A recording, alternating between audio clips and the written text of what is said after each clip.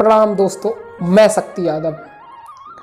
दोस्तों, रामचरितमानस की जो गोस्वामी जी महाराज की एक चौपाई है वो बहुत ही ज़्यादा चर्चा में है। वो है ढोल गवार शूद्र पशु नारी, सकल ताड़ना के अधिकारी। इस चौपाई की वजह से लोगों में विवाद बना हुआ है, उसका लोग सही अर्थ जानने की कोशिश कर रहे हैं और कुछ लोग उसको चौपाई को इस तरह से साबित कर रहे हैं कि गोस्वामी जी महाराज ने शूद्रों को और नारी को अपमानित किया है, उनको ताड़ना का अधिकारी बताया है। दोस्तों, इस बात को समझने के लिए सबसे पहले आपको यह समझना होगा कि जो आप अर्थ लगा रहे हो क्या सच में ही सही है, या फिर आपने अपने अनुमान से उस शब्द का जो अर्थ लगा लिया और मान लिया कि गोस्वामी जी महाराज जाति पात के पक्ष परंपराओं में थे, नारियों के प्रति अच्छा व्यवहार नहीं रखते थे, नारियों के बारे में उल्टा सीधा बोलते थे। ये सब लगाने से पहले अपनी इस तुच्छ सी बुद्धि को थोड़ा संभाल के विचार कीजिए। आपने कभी रामायण को पढ़ा नहीं, आपने कभी रामायण को समझा नहीं और उसके बारे में उल्टा सीधा अर्थ लगा के आप ज्ञानी बनने की कोशिश करते हैं। रामायण के बारे में, रामचरितमानस के बारे में कुछ बोलने से पहले, उसे फाड़ने से पहले आपको समझने की जरूरत है।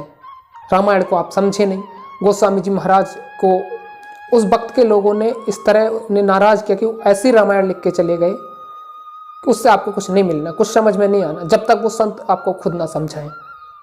आप उस रामचरितमानस में उलझे रहोगे, आपको कुछ नहीं मिलना, क्योंकि संतों का ज्ञान होता है वो संतों के अलावा कोई नहीं जानता।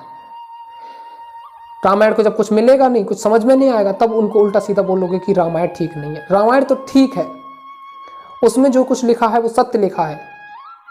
सच बात तो दोस्तों यह है, जो ढोल गवार शूद्र पशु नारी, सकल ताड़ना के अधिकारी, ये जो लिखा है वो तो सही लिखा है, लेकिन आपकी सोच जो है वो गलत है, आपकी समझ है वो गलत है, आपका नजरिया देखने का वो गलत है। तभी तो कहा है, जाकी रही भावना जैसी, प्रभु मूरत देखी तिन तैसी। जिसकी जैसी भावना होती है उसी भावना के अनुसार इंसान भगवान को भी देखता है, और जिसके जैसे विचार होते हैं उसी विचार के अनुसार इंसान सामने वाले को जज करता है। अगर इंसान के मन में नकारात्मकता भरी है तो दूसरे के बारे में उल्टा सुल्टा ही सोचेगा, और सामने वाले के दिमाग में सकारात्मकता भरी है तो वो सामने वाले के बारे में अच्छा ही सोचेगा। आपकी बुद्धि इस बात को नहीं समझ सकती। वो रामचरितमानस का जो गोस्वामी जी महाराज का जो ज्ञान है, आपकी बुद्धि उस बात को नहीं समझ सकती और ना ही वहां तक पहुंच सकती है, और ना ही तुम उस ज्ञान को ग्रहण कर सकते हो। दोस्तों, ना उन्होंने लोगों में बैठ के सुनाया, ना उन्होंने छाता तान के कहीं किसी को सुनाया, बस उन्होंने तो लिख दिया। जब उन्होंने आपको सुनाया नहीं, आपने उनके मुख से सुना नहीं, तो आप रामायण को यानी रामचरितमानस को क्या समझोगे। उन्होंने तो लिख दिया, ढोल गंवार शूद्र पशु नारी, सकल ताड़ना के अधिकारी। तो आप उसका मतलब भेदभाव को समझकर रामायण को फाड़ दें कि इसमें चौपाई में तो भेदभाव दे दिया, कि शूद्र के बारे में गलत कह दिया, कि नारी के बारे में गलत कह दिया। आप तो उसको भेदभाव का मतलब समझ के उस रामायण को फाड़ने लगे, उसको उल्टा सुल्टा बोलने लगे। तो रामायण फाड़ने से क्या होगा? कोई लाभ मिलेगा? उससे कुछ पाओगे आप? कुछ मिलेगा आपको उससे? उसमें जो कुछ भी लिखा हुआ है वो सिर्फ महात्मा जानते हैं, वो अनुभव का अंतर का ज्ञान है। आप अपनी भौतिक बुद्धि से नहीं जान सकते। जिस प्रकार गणित का सूत्र, गणित के सवाल, गणित के अंकों का खेल सिर्फ एक गणित का विद्वान ही जान सकता है। कोई साधारण मूर्ख इंसान नहीं जान सकता। इसीलिए संतों का जो ज्ञान होता है वो अंतर का होता है, बहुत ही गूढ़ ज्ञान होता है, उसको हर कोई नहीं समझ सकता। आप तो अपनी इस जड़ बुद्धि से बिल्कुल नहीं समझ सकते। आपने रामचरितमानस तक नहीं पढ़ी, उस ज्ञान को क्या समझोगे? आप संतों की शरण में कभी नहीं गए। आपने तो बस एक चौपाई पकड़ ली, ढोल गंवार शूद्र पशुनारी सकल ताड़ना के अधिकारी, उसके अलावा आपको कुछ पता ही नहीं है। आप उस विद्या को नहीं समझ सकते, उसमें तो परा विद्या लिखी हुई है। तो रामायण को फाड़ दिया। दोस्तों, आपको तो पूछना चाहिए था कि ढोल गंवार क्या है, इसका मतलब क्या है, इसका अर्थ क्या है, इसके लाभ क्या हैं, इस चौपाई के लाभ क्या हैं। जब लिखा गया है तो बेवजह तो लिखी नहीं गई होगी। उसका मतलब क्या है, उसका मसाला क्या है, ये सब आपको पूछना चाहिए था। रामचरितमानस लिखने के 40 साल तक गोस्वामी महाराज जीवित रहे। कोई नहीं गया उनके पास कि आपने एक ढोल गंवार शूद्र पशुनारी क्यों लिख दिया। अब आके ये 400 साल बाद लोगों को पीड़ा हो रही कि अरे गोस्वामी जी महाराज ने तो ये लिख दिया। जब वो मौजूद थे तब तो किसी ने पूछा नहीं, उस टाइम के लोगों ने नहीं पूछा। तो आपने ऐसा कुछ नहीं किया। तो किसी ने समझा मेरे लिए, ब्राह्मणों ने समझा मेरे लिए, बुद्धिमानों ने समझा मेरे लिए, सब ने अपने अपने अनुसार समझ लिया कि किसी ने जो जैसा रहा उसने सोच लिया कि मेरे लिए लिखा, मेरे लिए लिखा, मेरे लिए लिखा, और अपनी जैसी भावना रही वैसा मान लिया उसका।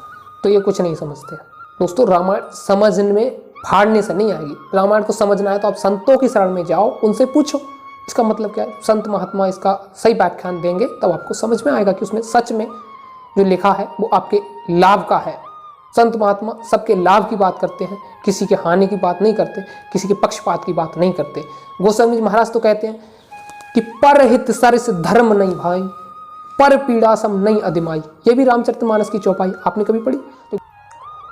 तो गोस्वामी महाराज साफ साफ शब्दों में कहते हैं कि दूसरों के हित के समान, दूसरे की भलाई के समान कोई धर्म नहीं है, और दूसरों को पीड़ा देने के समान, दर्द देने के समान कोई अधम पाप नहीं है। उस बात को आपने समझा नहीं। तो उसमें भी लिखा होता कि देखो ब्राह्मणों के हित के समान कोई धर्म नहीं है। अगर वो पक्षपात करते तो ऐसा क्यों लिखते कि दूसरों के हित के समान कोई धर्म नहीं है, और दूसरों को दर्द देने के समान कोई पाप नहीं है।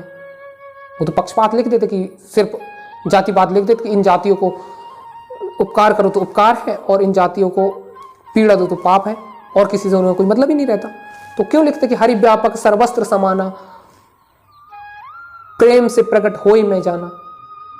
सर्वस्त्र मानी तो सभी आ जाते हैं उसमें। ये तो नहीं लिखा उन्होंने कि हरि व्यापक ब्राह्मणों में समाना, कि हरि व्यापक कंकर पत्थर में समाना, कि हरि केवल ब्राह्मणों में समाया हुआ, सभी ब्राह्मणों में समाया हुआ है, कि हरि सभी पत्थरों में समाया हुआ है, कि भगवान जो है किसी विशेष जाति में समाया हुआ है, इन जातियों में नहीं समाया हुआ है। गोस्वामी जी महाराज तो ये कहते हैं कि स्वामी संसार में सबसे मिलिए धाय, पता नहीं किस रूप में परमेश्वर मिल जाए। उन्होंने ये तो नहीं लिखा कि सबसे प्रेम से मिलो, पता नहीं ब्राह्मणों में मिल जाए परमात्मा, इस जाति में नहीं मिले कि वो जाति छोटी है वो जाति बड़ी है तो उनसे मत मिलो प्रेम से, उसमें परमात्मा नहीं मिलेगा। उन्होंने तो लिखा सबको कि सबसे मिलिए धाय, सबसे प्रेम से मिलिए, पता नहीं किसके रूप में परमात्मा मिल जाए। फिर गोस्वामी जी ने लिखा है कि स्वामी संसार में 5 रतन है सार, संत मिलन और हरि भजन, दया दीन उपकार। जहां दया दीनता उपकार हो, जहां भलाई हो, जहां प्रेम हो, वहां कैसा अब जाति पाति का भ्रम रह गया। आप ये समझिए ना, आपने इस बातों को नहीं समझा, बस एक चौपाई को पकड़ लिया।